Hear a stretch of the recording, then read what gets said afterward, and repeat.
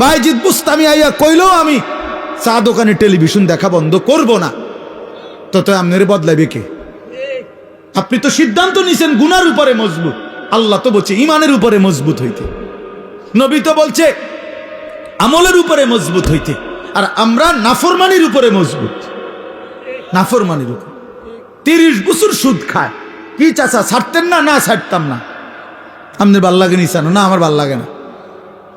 আহা মুসলমান, গুনার উপরে অটল, গুনাহের উপরে অটল।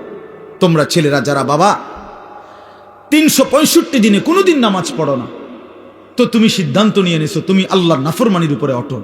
মনে রাখো বাপ, একদিন ফেরেশতা একটা লাথি দিয়া জাহান্নামে ফেলে দিবে। একটা লাথি দিবে, একটা লাথির লগে জাহান্নামে ফেলবে। মনে রাখো বাপ, তামাশা দুনিয়া না বাবা।